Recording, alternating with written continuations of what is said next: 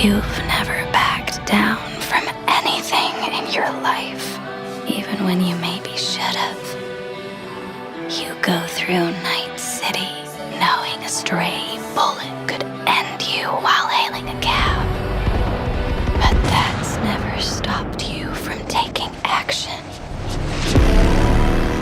You believe you cheated death. It is death that has cheated you.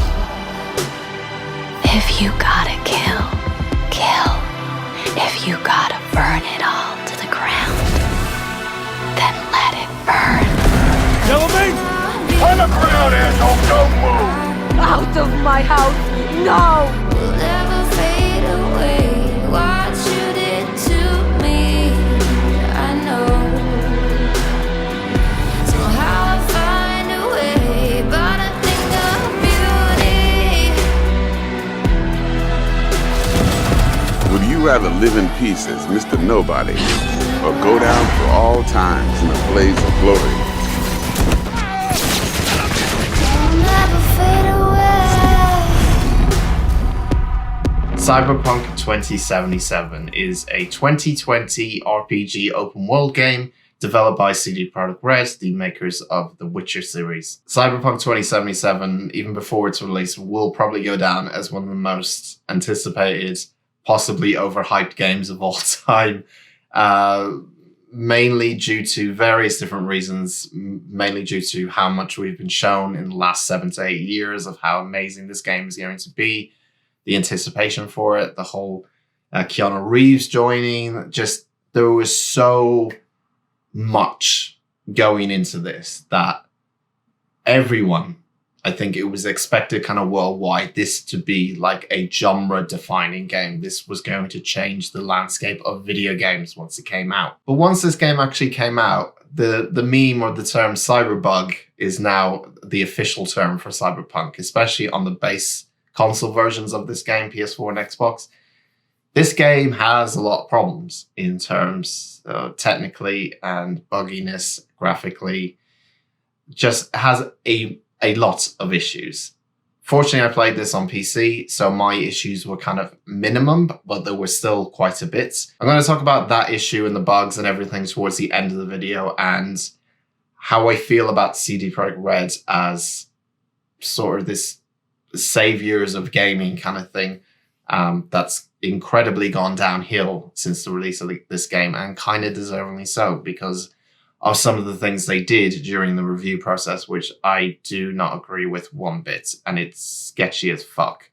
But I will leave that towards the end. But let's talk about this game. I've played over 50 hours of it. I've completed the main story. I still have a ton of things to do. But my God, this was, in a way, everything I hoped it to be. It's no secret that Cyberpunk has been my most anticipated video game of all time if you're a regular on this channel, alongside, I would say, Final Fantasy VII Remake.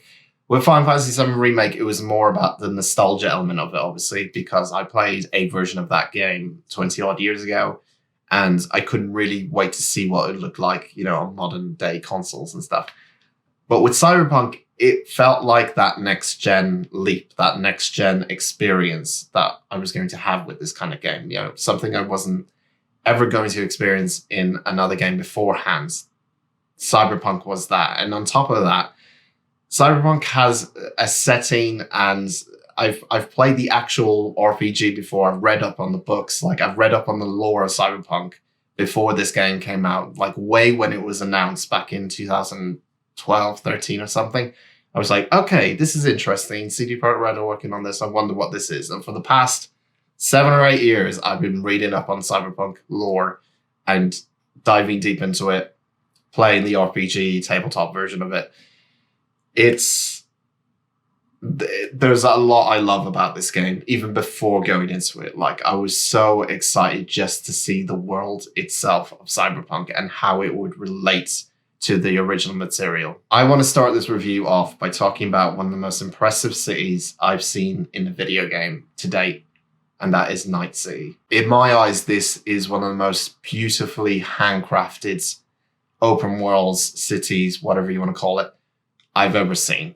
Night City is something spectacular. It's dripped in absolute detail on every single corner, on every single street, every single building you see. It's got so much handcrafted care and love and attention to it that it wows you, especially the first time playing this game, stepping out into the streets, walking around, looking around and going, whoa. In some cases, Night City is worth playing Cyberpunk for. In a weird, strange way. I spent so much of my time in this game just looking at things, taking photos in photo mode, just looking at different bits of the game, different areas and different districts, and I got lost in the city, and this is what I wanted to do in Cyberpunk. This was one of the main things I wanted to do, was just to get lost in Night City, and I did. And I'm so fucking grateful. They made such an amazing open world. But in terms of the map itself, it's not entirely huge, like a huge open world. It's big, and my goodness, it's a huge fucking map, but not gigantic as we're probably used to in most modern games. But still, they have so much going on every kind of street corner, as I said, that you don't really need to have like a gigantic map. There's just so much detail for you to look on every single corner. Nothing feels like it's copied and pasted in every single corner. It feels like a person has paid attention to this street, to this corner, to this building, to every little thing in this game. I can't compliment the world more than I am at the moment, because it's absolutely fucking stunning going through Night City in this game. I spent so much of my time just driving around looking at this game, and it's an absolutely fucking beautiful game and stunning to look at. So in Cyberpunk, you play as V. This could be a male or female protagonist. You get to decide in the quite extensive, but not super extensive character creator. I chose a female V, and you can choose 3 different life paths to start out your life. This is Nomad, this is Street Kids, and this is Corpo. The life paths affect the way you play the game in terms of mostly dialogue. So without giving too much away in terms of story, my playthrough was a nomad, which nomads are known for. They're very much a group of people that value other people in their group, other nomads in their group, over everyone and everything else. So during the game, when it came to speaking to another nomad or talking about nomads in particular, I could chip in with different conversations or different lines I could put in that may change the course of the game. Sometimes it didn't, or change the outcome of said situation. You can never really tell. There's always sometimes it does change things and sometimes it doesn't. But as V, after quite a lengthy prologue, you get up to scratch with what the situation is. Essentially, something goes wrong in a heist that you're meant to pull off. Those consequences being that you have a chip inside your head that you can't get out. And on this chip is Johnny Silverhands, aka Keanu Reeves.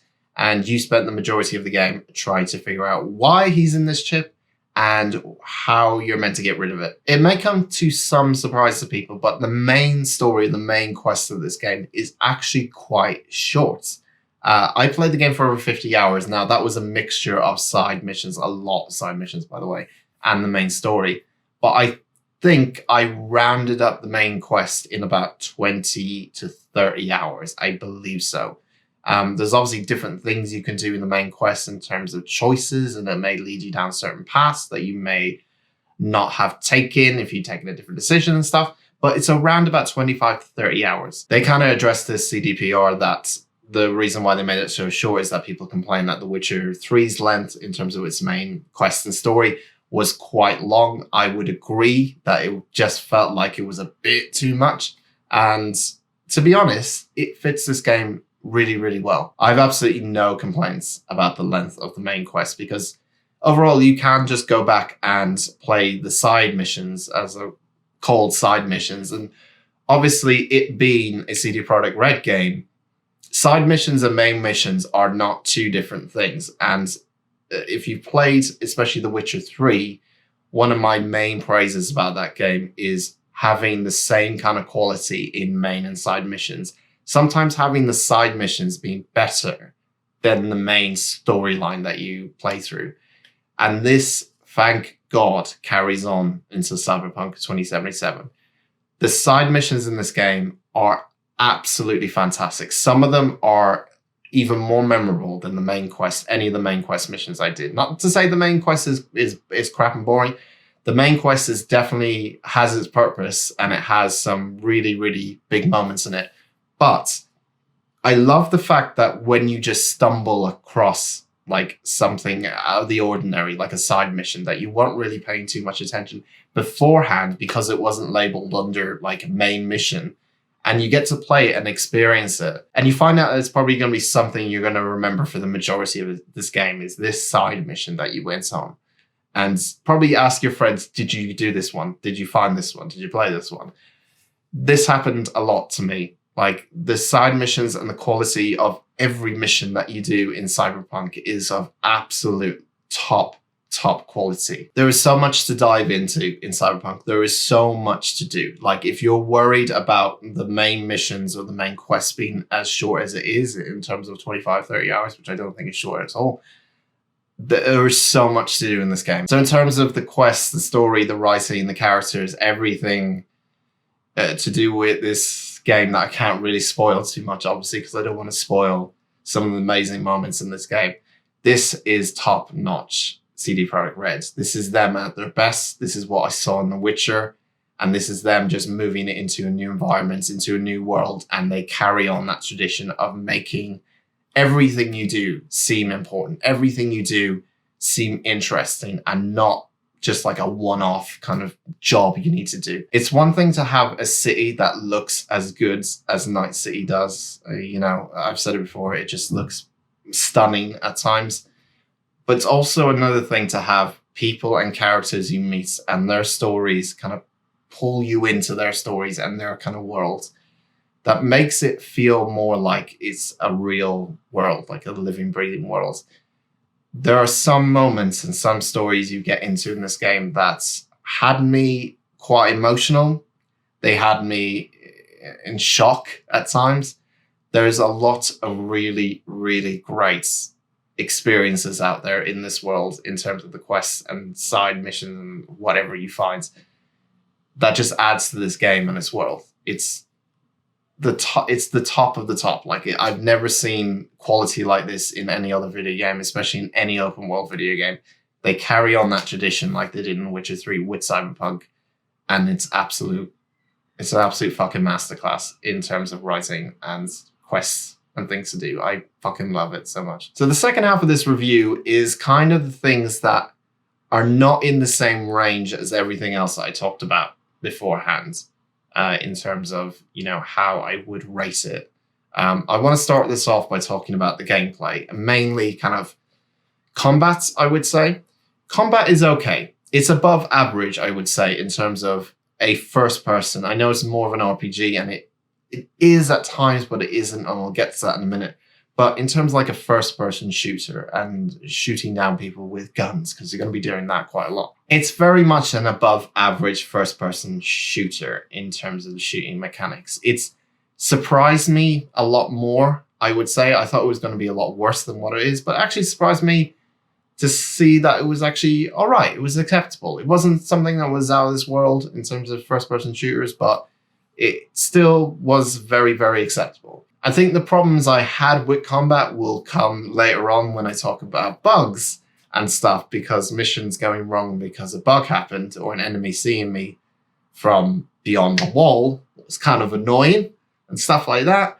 But again, we're going to wait till that happens at the end and stuff. And I'll be honest, the first few hours of playing Cyberpunk, it was a little bit overwhelming in terms of all the different mechanics, in terms of all the different upgrades, the hacking side of it as well. Trying to understand every little bit of this game at the start was a bit overwhelming. But eventually, and kind of in a short span of time, I kind of got used to everything about this game. I would say as well that the RPG side of things is very much like the first-person shooter side. It's very above average. It's acceptable.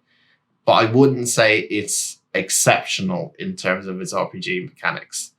There's a lot of things to get into in terms of the RPG side of it. And there's a lot of things that I'm still kind of confused by in terms of if it's worth like spending time on certain things, because it seems like it's not really worth it. And one of the things I will mention is like crafting and stuff. There's a lot of different materials that you come to collect over time in Cyberpunk, and they're mainly broken down by breaking down your guns or breaking down certain equipment and stuff. But it doesn't seem worth it. The crafting I thought was should have been a bit more exciting than what it was. It just felt like it was a little bit too basic. And on top of all that as well, weirdly, the game is more like a looter shooter than anything else, because you're going to be picking up a lot of fucking shit in this game. Like anything from cigarettes to playing cards to rubber dildos to... Oh man, there's so many things you can pick up in this game, and there will be icons on your screen and you will be tempted to pick everything up in a scene. And I would say for the first 20 to 30 hours of this game, I had this obsession with picking everything up. Now that may be me, but the game was kind of showing me oh, there's a gun there, maybe you can break it down for materials, and it felt a bit... I feel like the looter shooter element in this game is a bit too much. I feel like there's a lot more focus on picking up things rather than RPG side of things. Maybe you could argue that the picking up of weapons and breaking them down is a very RPG thing. It probably is. But it felt too much of that. It felt like I was going to every scene, stopping for a minute, picking up everything I saw because I kind of needed to check if there was anything good there, and then going to the next bit of the building and doing the same thing. It just slowed the game down a little bit too much for me. Now, that may be my problem, and I kind of realized towards the end of the game, bear in mind it was quite late, that I didn't really need to pick up everything. There were certain things I need to look out for, and that's kind of my issue. But start of the game especially, you're going to find yourself, to get yourself up to scratch in terms of resources, cash, money, materials, you're probably going to pick up a lot of things. And it feels very looter-shootery in a way, if that is a word. But in terms of all that, upgrade-wise, there's a various amount of upgrades you can get. There's different kind of perks you can get in Cyberpunk. Tons and tons and tons of different perks you can get. But nothing really, really felt drastic in terms of the perks and everything. Nothing... Maybe until I got to the very final perks, in terms of the perk tree, the last ones you get, which are usually quite substantial, it didn't feel as impactful. It felt like a slow burn in terms of getting a better character. The thing I did find quite helpful is the way that if you use a weapon more often, you would get the reload speed up, or you get your accuracy up, or your damage output up. That side of it, I felt like it was good, because if I picked a certain weapon, like in my playthrough it was pistols, I was going to be a masterclass in pistols by the end of the game, and that was great, and I love that. But in terms of other RPGs I've played, when you level up or when you get a perk, it's supposed to, in many ways, and I could be nitpicky with this, supposed to really, really help you every time you get some sort of perk. I'm talking like Divinity 2. Whenever I get a upgrade or a perk in that game, it's meant to feel like I'm now a different character. I have better abilities. And Cyberpunk, it's a lot more of a slower burn. It's going to take you a couple of perks until you actually realize while you're playing, really, that you have a more upgraded character and can do a lot more. So the RPG side of it, I would say, is good to okay at times, but it's nothing exceptional, unfortunately. The driving as well is very above average, I would say. There's a lot of things I would say, it's above average. It's good. It's just above average, nothing exceptional. There's a very different amount of cars you can get. There's lots of cars you can buy. Motorbikes I had the most fun with, especially in first-person mode on the motorbikes, just weaving in and out of cars in the city. I had a lot of fun with that. But there's nothing huge, I would say, about driving. The only thing I would say is about looks. Interiors of cars look pretty as hell, especially if you get the more expensive cars, the kind of executive cars. They have some really pretty interiors, and I'm kind of obsessed about them a little bit. But in terms of the driving itself, it's very basic. There's different cars have different grips, different speeds. You're not really going to go top speed all the time unless you're out in the kind of Badlands, which are the area outside of Night City, because you'll end up just crashing into things. So the fast cars, even though they're cool to have, you're more likely to go down the route of having a smaller car or a bike, especially in the city, because it just is much easier to get around. So they're cool cars. They're cool cars to collect, but there's nothing special about the driving, I would say. So that is Cyberpunk in a nutshell. That is everything I love about it. And I'm sorry if it feels like it's a bit too basic in terms of like the most anticipated game of all time. And I've basically gone, yeah, that's good, that's above average, that's good, that's exceptional, that's really exceptional. That's the kind of game it is. However, the main talking point with this game, and it's going to be something that's going to lose in terms of its final score with me, a large chunk of it, is bugs and glitches. Man, there's a lot of them. So I have the benefit on not having some of the nightmares I've seen people have with console and especially the base PS4 and Xbox consoles.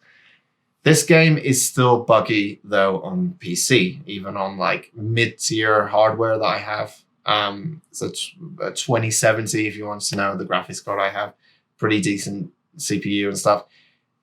It's still, there's a lot of things in this game. Now, bugs are bugs, and I get that they're going to happen in games, especially for launch titles, the first week of a launch game. I'm not too fussy when it comes to bugs most of the time, but when bugs interfere with important bits in the game or important cutscenes or important just things I'm deeply invested in at the time, and then something like a missing cigarette from someone's hand is gone and now they're just blowing smoke into an open palm and it looks really funny and ridiculous. It kind of ruins the moments a lot of the time. I'm so in love with the look and feel of the city and the quest, and everything visually in front of me is astounding. It's in some ways, it's like putting on a VR headset and going through a city at times, even though you're not playing on VR. It's that level of kind of immersion to it.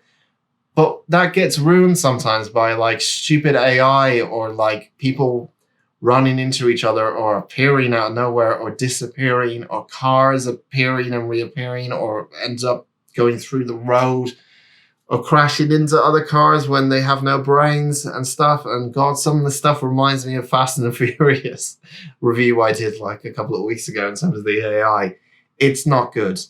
It's really not good. Look, to be honest, it's a lot for me to have a go at this game because I love it so much. I honestly love this game so much. I really, truly, truly do.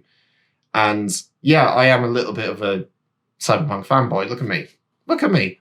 Look at me. I'm a bit of a fanboy. And it's a bit hard for me to say all these things because I do love this game so much. And I wish it was in a different state than it was, but it's not. And I kind of have to admit that it's in not a good state. And I also have to admit that the way they treated people, and especially when it came to reviews of Cyberpunk, CD Projekt Red, who once were like, in so many people's eyes, like the savior of games and stuff. These are part of the good guys and stuff. A lot of decisions that management, not entirely devs, not blaming devs or CD Projekt Red, but just the management and people who are in charge of everything in terms of that game, have made some really fucking stupid decisions. One of the things that CD Projekt Red did was when the reviews originally came out of Cyberpunk, CD Projekt Red told the reviewers that they weren't allowed to use their own footage when showing like a video review of the game, which is highly suspicious, especially when you consider what happened after footage came out and everyone saw all those bugs. That's not a good thing to do. You're trying to hide stuff. That's not good. And even worse than that, they didn't provide any copies, review copies of the console versions. So this game got released and no one knew how good or bad the console versions were, especially the base versions. A lot of people were kind of wondering if this game was actually going to run on a base version. And the fact they didn't allow anyone to see what it looked like is scummy as fuck. That is not right at all. That's a company knowing that they have a game that is too powerful for base PlayStation 4s, but they won't admit it because they want to sell copies of it. So they'll stay silent and just release the game as it is, and in a lot of people's playthroughs and a lot of people's videos I've seen, the game is just goddamn unplayable at times. It's so bad. And I know some of you might be saying, well, that's a PlayStation 4 and Xbox based version. What do you expect? You said it yourself. You played it on PC. You didn't have a lot of the problems that the people had on the Xbox. It's the fact that they silenced or stopped people from knowing what it actually was. In their eyes and in our eyes, we thought CD Projekt Red, they're the good guys. They're going to take care of us. That's their kind of PR image that they gave off throughout the last couple of years, especially since The Witcher 3. We're the good guys. We care about you. We're delaying this game 3 times so we can take care of the bugs. Guys, we care about you.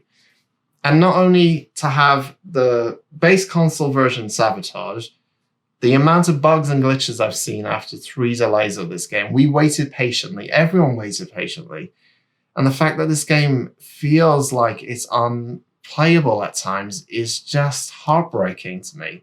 It really does. Obviously, from my personal experience, I had a great time with this game. However, there are times in this game where the game is just not up to scratch.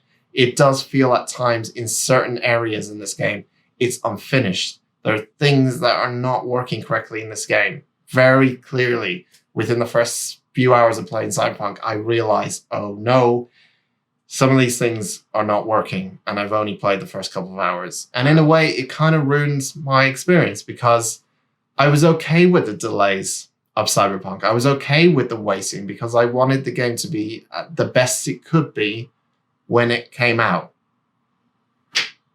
And although there's parts of Cyberpunk I absolutely adore and love, part of me thinks this could be so much better.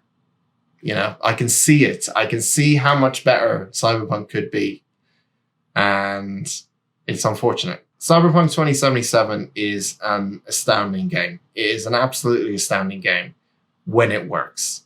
When issues and bugs interfere with the main game, and especially when it happens during critical moments in Cyberpunk, it's frustrating and annoying that this game got delayed 3 times and it still feels like a bit of an unfinished product at times. It makes me sad that that's the case, but there's also a side of me that thinks, you know what, underneath all this is a game that's truly, truly fucking exceptional. And I absolutely love spending time in this game, spending time in Night City, the quests, the people that you meet in this game, the stories that you go on, the understanding of this world, the amount of fucking lore and understanding and detail and extraordinary craftsmanship in this kind of game is like nothing you have seen before, especially in any other open world game.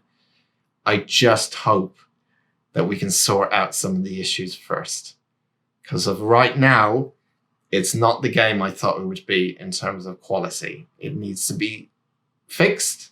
But I see this game in 6 to 12 months' time being the game that we all hope for. I'm actually quite jealous of the people who held off Cyberpunk, if there are some still out there, that are not going to play this game for the first time until maybe about a year later, because I honestly think this game will be so much better in about 6 to 12 months' time. However, the time I spent with Cyberpunk, I truly, truly, truly loved. This was the game for me that was my dream game. This was the game that I was so looking forward to mostly for most of the year, I would say. And it didn't disappoint. In many areas, it didn't disappoint. In the areas that I was looking at, the ones that were important to me was the worlds, the quests, the people, the stories. And gameplay as well was above average, and I was quite surprised by that. That was one thing I was kind of worried about. But everything else around it, the world itself of Cyberpunk, the world of Night City, is truly exceptional. Like, there's nothing else quite like it. And when it works, and when it works very well, it's one of the most beautiful video games I've ever played in my life. Cyberpunk 2077 is definitely one of the best games of the year. Definitely. But it's also one of the most broken. So my rating for this game is extremely hard to give. But I think it needs some time in the oven. Let's put it that way. In 6 to 12 months' time, I feel like Cyberpunk will be a better game than it is today. Not to say that it's a bad game, it's just that it has a lot of issues that hold it back from being absolutely exceptional. So, my score for Cyberpunk 2077 is a 9 out of 10. And wow, I got through it, thank God. Thank you very much for watching this review of Cyberpunk 2077. If this is your first review of mine, please check out the channel, the other videos, do reviews of loads of games, especially from 2020. Next couple of weeks, I will be doing my game of the year, so top 10 games of the year. Do check out for that as well. And I've still got a ton of reviews that I need to do for the rest of the year. So there's going to be loads of stuff coming out, don't worry. Loads of games I've played this year.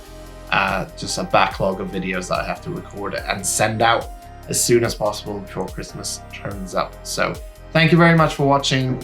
I hope you enjoy this review, and if you're playing Cyberpunk, I hope you enjoy Night City amongst the bugs and everything about it. As I said in this review, I still absolutely love this game so much. It's just that it's one step away from its potential, from being that exceptional game, and it's not there yet. So maybe I'll do another review in a year's time when we have a Cyberpunk Game of the Year edition. Maybe, you never know. We'll see what happens. Thank you very much for watching now. I shall see you next time.